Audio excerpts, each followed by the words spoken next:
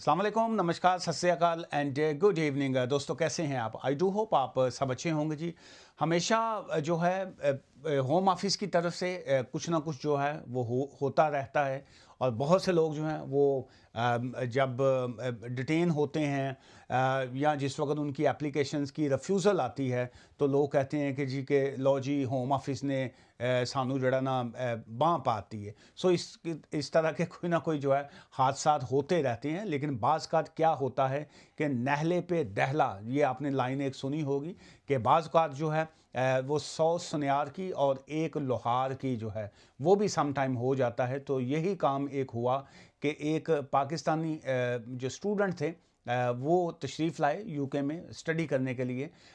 लेकिन हुआ क्या कि जिस वक्त वो हीथ्रो एयरपोर्ट पे पहुंचे और उनको वहाँ पे रोक लिया गया, उनको स्टॉप कर लिया गया, उनसे कोई क्वेश्चन आंसर्स किए गए, उसके बाद उनको वहाँ पे टेक्निकली तौर पे उनको डिटेन कर लिया गया। उसके बाद को 2-4 घंटे उनको बैठाया, उसके बाद कोई दूसरे साहब आ गए। इसकी मैं सारी तफसील आपको देता हूँ, लेकिन थोड़ा सा मैं इसका प्रियम्बल जो है वो इब्तदाइया में आपको दे दूं ताकि आपके लिए एक इंटरेस्टिंग पॉइंट बन जाए। और उसके बाद हम लीगल पॉइंट्स की बात करेंगे कि अगर आपके साथ इस तरह की सिचुएशन आती है तो आपने उसको कैसे टैकल करना होता है।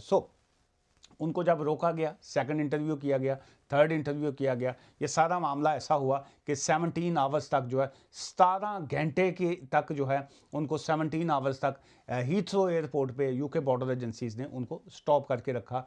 और उसके बाद जो था अल्टीमेट वो भाई साहब बाहर तशरीफ़ लाए, उन्होंने कहा तुहाडी ऐसी दी तैसी, मैं तो नहीं जे छड्डदा फिर तुहानू है। सो बाज़ का जो है अगर आप सच्चे होते हैं, जब आप राइट्स पे होते हैं, जब आपको पता होता है कि जी यहाँ पे मेरे किसी ह्यूमन राइट्स लॉज की वायलेशन की गई है, सो वहाँ पे आप जो है स्टैंड कर जाते हैं। यहाँ पे भी ऐसे ही हुआ। जब उनको 17 आवर्स 17 घंटे की गैर कानूनी हिरासत में रखा गया वहाँ पे डिटेंशन सेंटर में एयरपोर्ट के ऊपर, तो उसके बाद उन्होंने इस पॉइंट को जो था वो चैलेंज कर दिया, कोर्ट ऑफ अपील में चैलेंज कर दिया। अब मैं आता हूँ कि एक्चुअल ये सारा जो है वो सीन हुआ गया। सो डैमेजेस जो है awarded for the unlawful detention जो है एट हीथ्रो एयरपोर्ट जो है।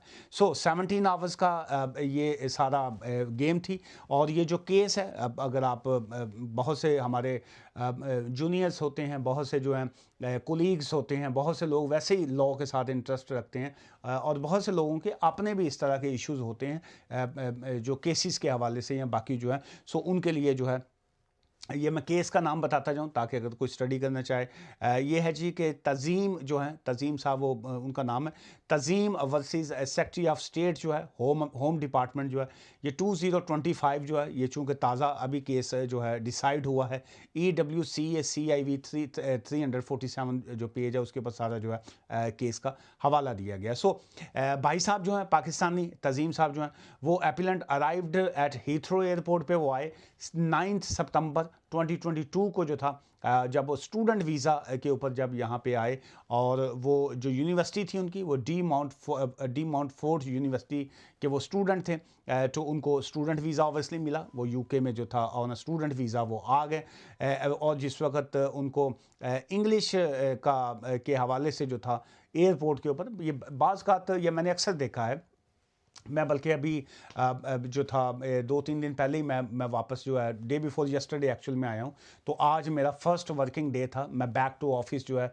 अब ऑफिस ब्रैडफर्ड में ही मैं ऑफिस में आज बैक टू नॉर्मल डे था। लेकिन ऑब्वियसली कल सैटरडे संडे जो है वो डे ऑफ है। मंडे या ट्यूसडे को 2 दिन ईद का है। आई डोंट नो मंडे को होगी या ट्यूसडे को होगी। आप कब ईद मना रहे हैं आप नीचे कमेंट्स करके भी बल्कि मुझे बताइएगा कहाँ से हैं आप और कब आप ईद जो है सेलिब्रेट करेंगे। बहरहाल वेडनेसडे से जो है वो बैक टू प्रॉपरली जो है ऑफिस में चलेंगे हम। अच्छा, अब मैं एयरपोर्ट की मैं बात कर रहा था कि बहुत से लोग जो हैं एयरपोर्ट पे भी मेरी काफ़ी लोगों से गपशप हुई, प्लेन में भी हुई, वहाँ पे बाकी जगहों पे। मैं चूँकि इमिग्रेशन लॉयर हूँ, सो मैं इस तरह की चीज़ों को एक्सप्लोर करता रहता हूँ। और लोगों के जो व्यूज़ होते हैं वो या लोगों की एक्सपीरियंस जो होते हैं मैं देखता रहता हूँ, फिर बातें भी मैं करता हूँ, फिर मैं आप दोस्तों से शेयर भी करता हूँ। और मकसद सिर्फ ये होता है कि अवेयरनेस देना। अभी जो जितने स्टूडेंट्स यहाँ पे यूके में आते हैं या जो लोग इस पे स्किल्ड वर्कर वीज़ा पे आ रहे होते हैं, तो एयरपोर्ट अथॉरिटीज़ वाले जो होते हैं अक्सर उनसे इंटरव्यू करते हैं।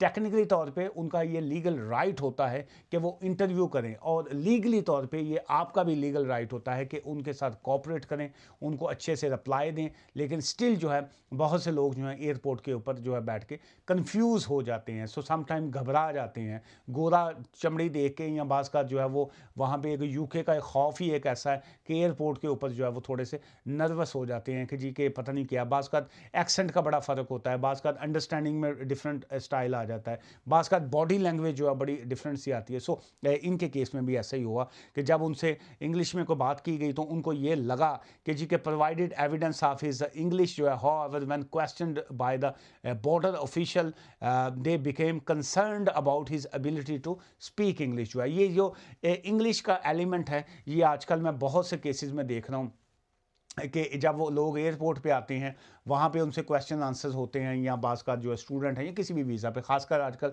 स्किल्ड वर्कर वीज़ा के ऊपर इस तरह के काफ़ी इश्यूज होते हैं। सो जब वो आपसे क्वेश्चन आंसर करते हैं तो वो इन साहब के साथ ये हुआ कि जब उनसे क्वेश्चंस किया गया वो प्रॉपरली उनको जवाब ना दे सके, तो उन्होंने ये कहा कि जी कि चूंकि आप तो स्टूडेंट का वीज़ा लेके आए हैं, आपने वहाँ पे बताया है कि जी आप इंग्लिश जो आपने पास की है, तो आपको जो है वो हमने स्टूडेंट का वीज़ा दिया, तो उनको वहाँ पे स्टॉप कर लिया गया। सो जिस वक्त वो स्टॉप किया गया, ही वाज डिटेन्ड, टेक्निकली तौर पे उनको डिटेन कर दिया गया।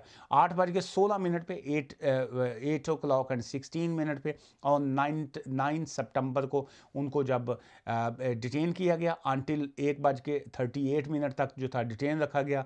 ऑन 10 सितंबर 2022 जो था, during this time he was interviewed twice.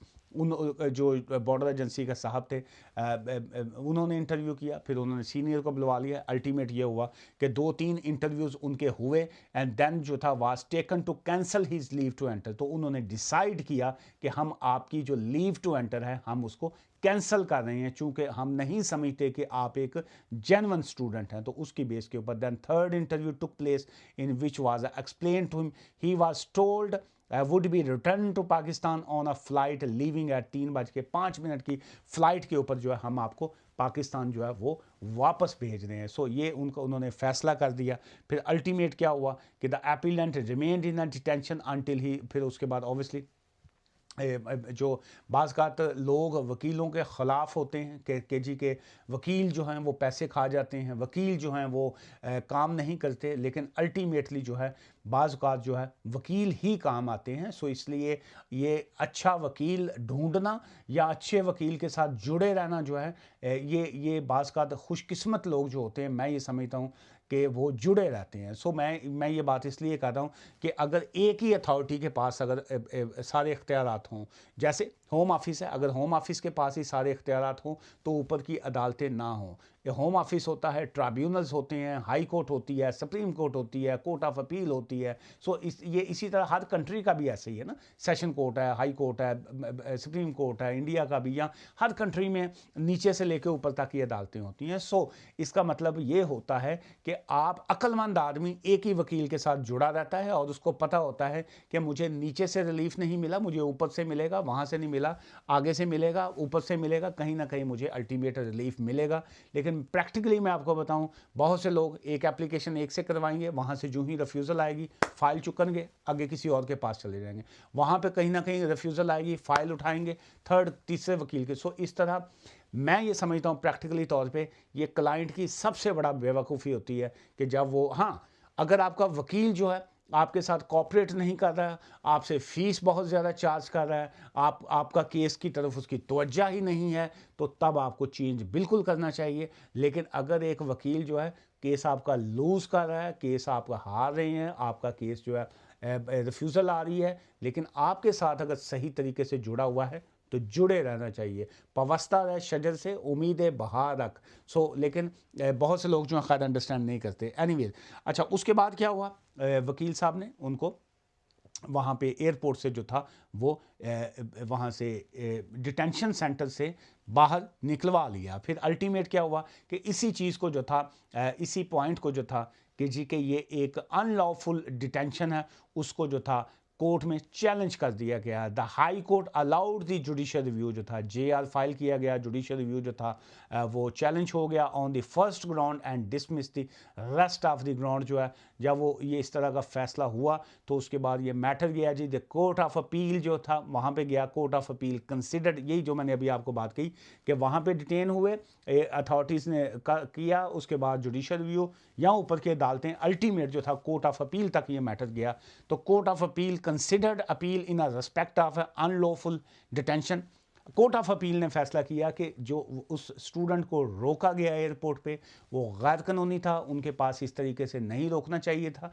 और अगर वो उसके बाद जो 17 आवर्स तक जो डिटेन रखा गया, that detention is a unlawful, जो वो एक गैर कानूनी हिरासत थी और ये गैर कानूनी तरीके से जो था वहाँ पे उनको डिटेन किया गया है। और अल्टीमेटली हुआ क्या, बहुत आगे और भी बहुत सी ऑब्वियसली लीगल चीज़ें होती हैं उसमें। अल्टीमेट ये है कि awarded court awarded damages of 4500 pound जो था, 4500 पाउंड जो था वो डैमेज अवार्ड किया गया उस स्टूडेंट को कि जी के आपके साथ ये ज़्यादती हुई है, आपको एयरपोर्ट पे जो गैर कानूनी तरीके से रोका गया वो एक इलीगल एक्ट था।